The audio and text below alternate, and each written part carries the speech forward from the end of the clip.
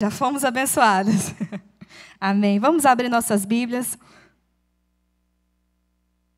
Em Josué, capítulo 1.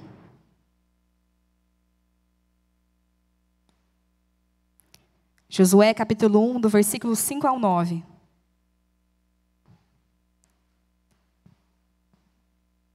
Que diz assim: ninguém conseguirá resistir a você todos os dias da sua vida. Assim como estive com Moisés, estarei com você. Nunca o deixarei, nunca o abandonarei. Seja forte e corajoso, porque você conduzirá esse povo para dar a terra que eu prometi, sobre esse juramento aos seus antepassados. Somente seja forte e muito corajoso. Tenha cuidado de obedecer a toda a lei que meu servo Moisés ordenou a você.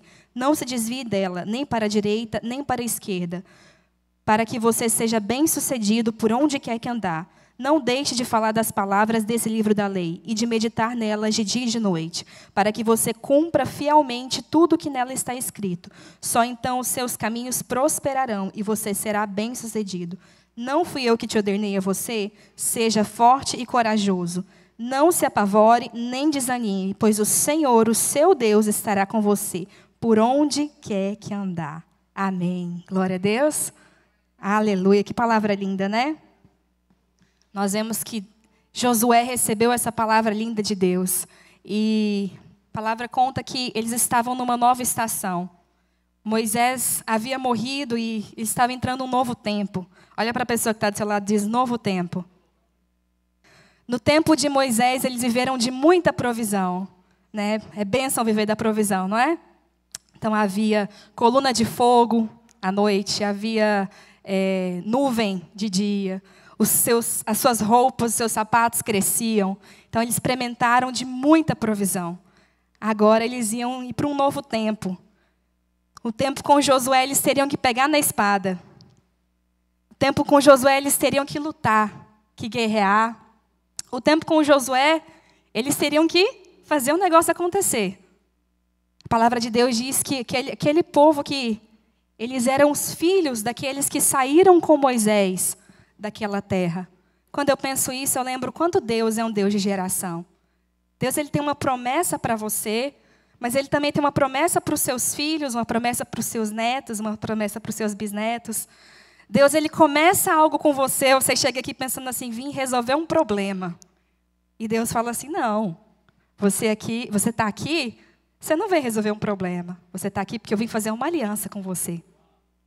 E a minha aliança com você não é só resolver o seu problema. Eu quero resolver o seu problema, o problema dos seus filhos, o problema dos seus netos, os problemas das próximas gerações, porque eu sou um Deus de gerações. Amém? Então Deus, ele te trouxe aqui não só para mudar a sua história, mas para mudar a história dos seus descendentes, para mudar a história da sua família, para acontecer um virar de página na sua vida. Amém? Quem crê nisso?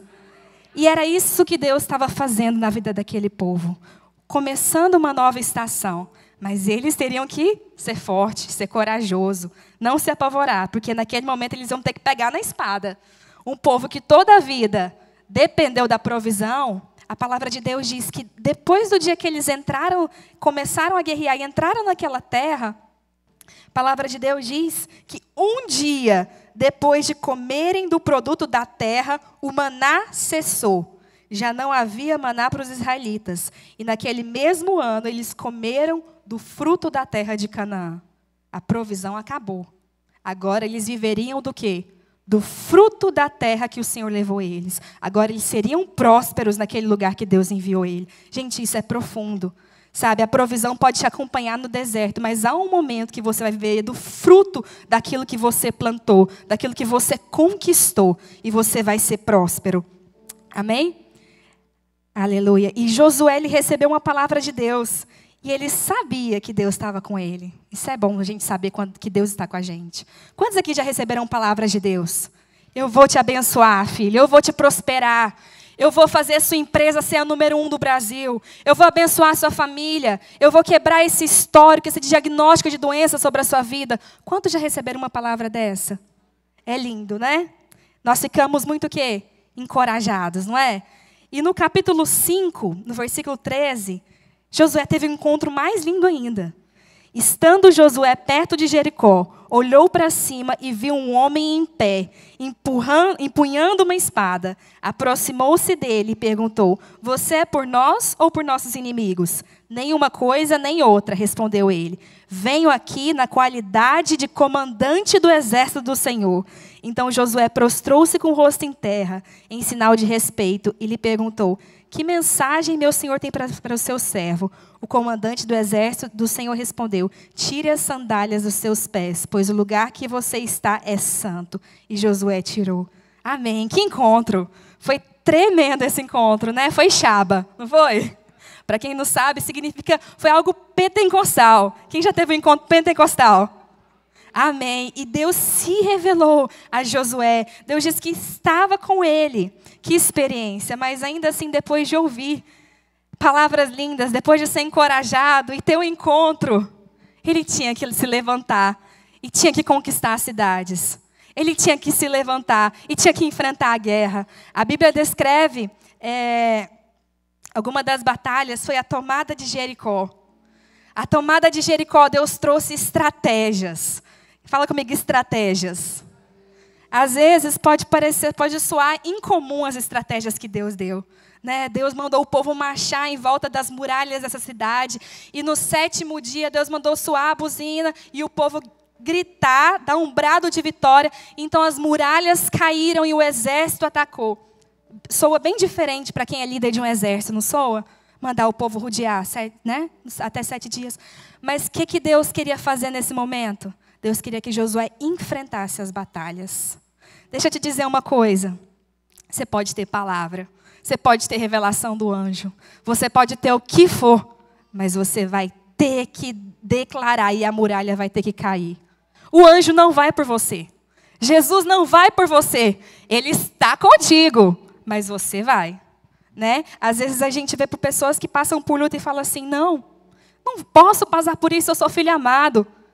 Irmão, você é filho amado, mas infelizmente você vai ter que entrar na cova dos leões.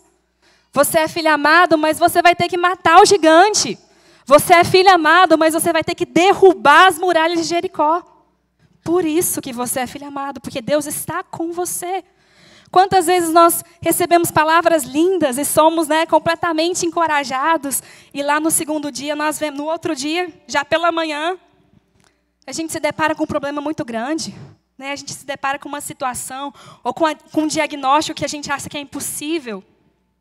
E aí vem o Senhor e te lembra novamente: você vai receber força, vai receber coragem, porque eu estou contigo em todo o tempo. Amém? Quantos recebem essa palavra nessa manhã? Diga amém. Amém. Eu quero compartilhar um testemunho com vocês nessa manhã. O ano passado foi um ano maravilhoso, não foi? Amém. Foi bênção. E no final, mais ou menos em agosto, Deus me deu um sonho. A gente estava aqui no Brasil. E a gente já tinha passado quase um ano direto no Brasil. E aí Deus me deu um sonho. E nesse sonho eu vi a minha casa. E algo estava acontecendo na minha casa que eu não conseguia ver o que era, mas era algo ruim. E eu lembro até hoje que eu fui para a sala e comecei a orar nessa noite. E aí eu contei para o meu marido. Falei: meu bem, eu tive um sonho com a minha casa. E eu acho que a gente vai ter que ir lá, nos Estados Unidos, ver o que está acontecendo. E aí o Hebré, realmente, eu achei estranho, porque eu fui pegar a conta de energia, a casa está vazia, mas a conta vem mais alta do que o usual. Então, algo está acontecendo lá que a gente não sabe. E aí, então, eu comecei a orar.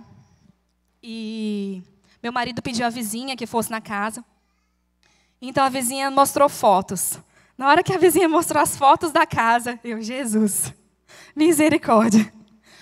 A casa tinha sido invadida por pestes. Invadida. Eu moro na Flórida, e na Flórida é um pântano, morávamos na Flórida. Então lá, assim, tem tudo quanto é tipo de animal que você imagina. E os animais vivem felizes na Flórida, soltos, né? Jacaré, tudo que você pensa. Mas no caso não foi jacaré, tá bom? E então, assim, a gente ficou muito preocupado, e o Weber recebeu uma carta da imigração. Eu estou em processo de documentação lá. E essa carta dizia que eu teria que voltar em 2 dias para os Estados Unidos. E a gente, quê? 2 dias, estamos em pandemia, como que a gente vai fazer? Precisamos comprar passagem de um dia para o outro. E agora? E então eu lembro como se fosse ontem. Nós sentamos numa mesa lá em casa e aí a gente começou a discutir, nossa família estava toda lá. E começamos a procurar passagens. Deus, o que vai acontecer? Meu Deus, misericórdia, a casa está destruída, nós não vamos poder ficar lá. Então, o que a gente vai fazer? E aí eu lembro que eu recebi uma mensagem naquela hora, e era meia-noite. Recebi uma mensagem, e a mensagem falava assim: Deus sempre esteve ao seu lado, nos momentos difíceis e nos momentos maravilhosos. Gente, depois daquela mensagem, eu estava em pressão, mas eu comecei a sentir aliviada. Uau, Deus está comigo. Só que depois eu parei para pensar um pouquinho. Se Deus está falando que está comigo, porque alguma coisa vai acontecer. Deus está me encorajando, né? Josué, seja forte e corajoso para algo. E então, naquele momento, a gente comprou as passagens e no outro dia, à tarde, a gente já estava lá. Isso era em setembro. Foi a primeira vez que nós fomos lá. Setembro, né? Setembro. Chegamos lá, quando eu entrei na casa, o problema estava maior do que eu imaginava. Tivemos que destruir tudo. Toda a casa, retirar tudo que a gente tinha. Joguei fora todas as coisas. Aquele dia assim, foi um dia exaustivo para a gente. E aí a gente saiu de lá e foi para onde a gente estava ficando hospedado, que era em Orlando. A nossa cidade é em Sarasota, que é mais ou menos 2 horas de Orlando. E aí a gente tinha passado um dia muito cansativo e a gente estava com um carro alugado. E aí, de repente, meu marido ele atropela um raccoon. Vocês conhecem um raccoon? Guaxinim, né? Guaxinim. Gente, eu nunca tinha visto falar alguém atropelar um raccoon no meio da estrada. Era tipo assim, meia-noite. Era muito tarde. E então a gente teve que parar no meio da estrada, né? O Weber parou o carro assim no acostamento e ligar para um Uber, porque o carro tinha sido destruído por baixo. E esperar que o Uber viesse buscar e as meninas no carro, e a família toda no carro esperando. Então, o Uber chegou lá pelas 4 horas da manhã, que a gente conseguiu ir para um hotel. E aí passamos a noite nesse hotel e para no outro dia alugar outro carro e ir embora. E aí, quando a gente chegou na casa da nossa amiga, na outra semana, a família já estava com diagnóstico de Covid. Então, resumindo, essa viagem nós tivemos muito problema, maior do que eu esperava, choro e diagnóstico de Covid. Então, a gente teve que repousar, ficar aquele momento lá. Então, a gente voltou para o Brasil. Depois que tudo se passou, voltamos para o Brasil. E aí, continuamos orando, Deus, nós precisamos voltar para lá. Deus, nós precisamos. Foi quando o Senhor me deu uma visão. O Senhor me mostrou uma porta. Só que essa porta estava emperrada. Eu tentava abrir essa porta e ela estava emperrada. E Deus falava assim: você vai precisar exercer força. Empurra, persevera. Aí eu, Deus, mas como assim? A porta já é a bênção, né? Aí Deus, empurra. E aí então nós começamos a orar. E aí já no outro mês nós estávamos lá de novo, em novembro. E nesse processo de ir ou não ir, eu lembro que eu estava fazendo as malas. E cada peça que eu pensava assim: o que eu vou falar dessa vez? Vou falar para o Weber que eu não vou. Vou falar que as meninas não vão. Vou falar que não. Não vou. Passar perrengue em viagem ninguém merece, né? Quantos aqui já passaram perrengue em viagem? Muitas, né? E naquele momento eu já estava criando todas as desculpas para não ir. E aí foi quando no outro dia, eu acho que eu até acreditei demais, né? Eu fiquei esperando o momento, quase chegando na hora, o Senhor nos libera uma bênção. Nós recebemos uma oferta que era todo o valor que nós precisávamos para começar a reforma da nossa casa. Gente, foi maravilhoso. Eu não estava acreditando naquilo. E Deus começava a falar em mim: você tem que acreditar quando eu falo para você, porque eu vou fazer. E então nós fomos. Aquela viagem foi um pouco melhor. Porque nós vimos tanta provisão de Deus, com pessoas que nós nem imaginávamos. Nós quebramos toda a casa. Nós começamos a pôr a mão na obra. E, gente, até os appliances, que lá nas casas dos Estados Unidos, vem o fogão, a geladeira, a máquina de lavar, as máquinas de lavar roupa e secar, e micro-ondas, são obrigatórios em todas as casas. Então, fazem parte da casa. Então, nós começamos a olhar para comprar, e eu comecei a fazer contatos com a pessoa que estava vendendo os appliances seminovos. E aí, essa pessoa não me conhecia. E aí, essa pessoa me manda mensagem e fala assim: olha, Não precisa de me pagar. Você vem buscar os appliances, mas eu vou dar para você os appliances.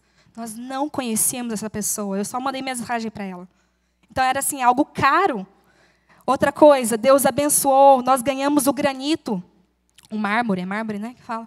O granito da pia. Então eu fui lá e escolhi o que eu quis, na marmoraria. E o Senhor começou a abençoar em detalhes, sabe? Para mostrar que Ele era aquele Deus que estava com a gente. Mas foi uma viagem muito boa, sabe? Nós passamos um mês, mas não terminamos tudo. Em fevereiro nós voltamos lá. Em fevereiro, quando nós voltamos, nós finalizamos toda a obra. Finalizamos tudo, nós servimos a igreja lá, nós vimos a mão de Deus em cada detalhe. E quando nós terminamos a casa, nós tínhamos mais de 5.000 mensagens, procura para alugar a casa. Foram mais de 5.000 mensagens no Facebook. Você pode imaginar uma casa que estava destruída. E todo esse tempo, nós recebemos mais de 5.000 mensagens. E naquele momento Deus falou assim, toda porta emperrada precisa ser empurrado. Você precisa empurrar. Você precisa fazer força para que você receba o seu milagre. O anjo vai estar contigo. Deus vai estar contigo. Mas Deus vai usar você para ser forte e corajoso e receber o milagre que Deus tem prometido para você. Amém? Aleluia. Então, muitas vezes, quem aqui não tem um diagnóstico? Quem aqui não tem uma porta emperrada ou uma muralha que se levanta contra a sua vida? Todos nós temos. Mas o Senhor nos capacita de força, nos reveste para que a gente possa enfrentar o problema. Amém? Tem um verso que é muito lindo.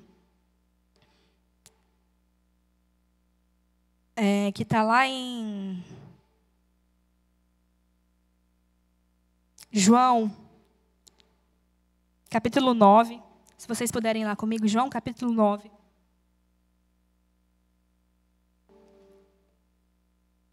Está mostrando o milagre de Jesus. Capítulo 9, do 1 ao 6. Ao passar, Jesus viu um cego de nascença. Seus discípulos lhe perguntaram, mestre, quem que pecou? Esse homem ou seus pais para que ele nascesse cego? Disse Jesus, nem ele e nem os seus pais pecaram, mas isso aconteceu para que a obra de Deus se manifestasse na vida dele. Enquanto é dia, precisamos realizar a obra daquele que me enviou. A noite se aproxima, quando ninguém pode trabalhar. Enquanto estou no mundo, sou a luz do mundo. Tendo dito isso, cuspiu no chão, misturou terra com saliva e aplicou aos olhos do homem. Então disse, vá lavar-se no tanque de Siloé. O homem foi, lavou-se e voltou vendo. Muito inusitado os milagres de Jesus. Né? Jesus poderia ter curado aquele homem ao encontro. Né? Pronto, você está curado. Mas Jesus exigiu algo dele. Quando nós passamos por um problema há muitos anos, nós começamos a ter mais fé no problema do que em Deus. Então, naquele momento, Jesus estava falando assim, você acredita mesmo em mim ou no problema? Vou exigir algo de você, você vai ser curado. Mas eu vou exigir que você se levante e vai até os tanques de Siloé, com seu olho, cego ainda, com um cuspe no seu olho. Na hora que você se lavar, você vai ser curado. Você entendeu isso? A fé existe movimento. Você não pode acreditar em algo que você não levanta e faz. Que você não vai lá e acredita. A fé, ela exige o seu movimento, exige o seu levantar em Deus. A palavra de Deus diz, levanta e resplandece, porque vem a tua luz e a glória do Senhor está nascendo sobre vós. Deus está em você, mas você vai precisar se levantar para que isso se cumpra. Amém? Então, naquele momento, você pode imaginar as dúvidas que vieram sobre a cabeça daquele homem, cego há muitos anos. Você pode imaginar o que ele pensou. E se alguém me perguntar onde que eu estou indo com o meu olho cheio de barro? E se alguém me questionar? E se alguém falar que eu estou louco? Né? E se alguém disser, além de cego, você está louco agora? Mas ele decidiu caminhar no processo e acreditar. Nós não podemos fugir do processo. O processo vem dúvida, o processo vem medo, o processo vem desencorajamento. Mas quando nós lembramos quem é que está com você, quando você se lembra quem está com você, não é só saber quem você é saber quem está com você. Se Jesus está com você, Ele vai te capacitar e vai acontecer um milagre sobre a sua vida. Amém? A palavra de Deus diz que Deus não é homem para que minta, e nem filho do quê? Filho do homem para que se arrependa. Acaso Ele fala e deixa de agir? Acaso Ele promete e deixa de cumprir? Não. Você precisa agarrar a promessa de Deus e ser forte e corajoso. Olha para a pessoa que está do seu lado. Agarra a promessa de Deus. Seja forte e corajoso. Você vai herdar algo. Deus vai fazer algo na sua vida. A palavra de Deus diz que nós estamos assentados nas regiões celestiais com Jesus. Por que será que a gente está assentado lá? Será que é para olhar a paisagem? Não é. Você está em um lugar de autoridade para determinar sobre a sua vida. Quantas pessoas estão assentadas nas regiões celestiais olhando a paisagem? Mas Jesus fala que você tem autoridade, porque toda autoridade lhe foi dada através do nome de Jesus. Através desse nome que tem todo o poder. Amém? Aleluia. Nessa manhã eu quero orar com você. Gostaria que você ficasse de pé. Eu quero declarar nova força, novo ânimo sobre a sua vida. Se há muralhas, se há portas emperradas, eu quero declarar sobre a sua vida um novo ânimo, o fortalecimento do Senhor. Eu quero declarar sobre a sua vida uma estratégia de Deus.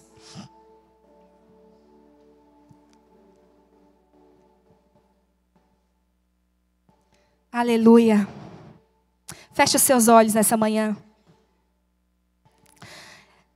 Senhor, nessa hora, Jesus, nós te agradecemos, Deus, pelas palavras liberadas nessa noite. Pai, que os teus filhos são vencedores, que o Senhor está conosco. Deus, obrigada, Senhor. Pai, nós cremos nessa palavra. Jesus, e nessa hora, como filhos, nós agarramos a essa verdade, que o Senhor está conosco. Pai, nessa hora, Jesus, eu determino, Deus, que muralha não ficará de pé diante dos teus filhos. Deus, que gigantes não ficarão em pé diante dos seus filhos. Pai, eu declaro em nome de Jesus, Pai, sopra sobre os teus filhos, sobre as tuas famílias. Deus, nós declaramos, Senhor, nos traga forças, Deus, para guerrear. Jesus, nos unge de ousadia, de autoridade, Pai. Oh, Jesus, nós te convidamos, Deus. Nós te convidamos, Jesus. Nós te convidamos, Jesus. Nós te convidamos, Jesus. Comece a erguer a sua voz nessa hora. Oh, Jesus, mais. Sopra sobre os teus filhos nessa manhã, Deus. Oh, Jesus, sopra.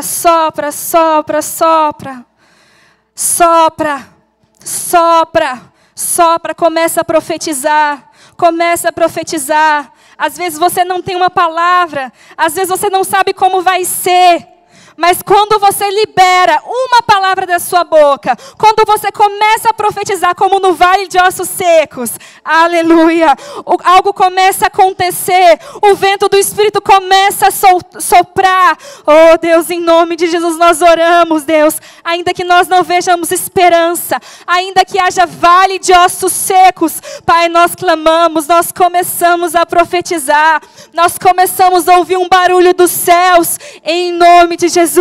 Em nome de Jesus, comece a profetizar nessa hora. Comece a profetizar, se levante como Josué.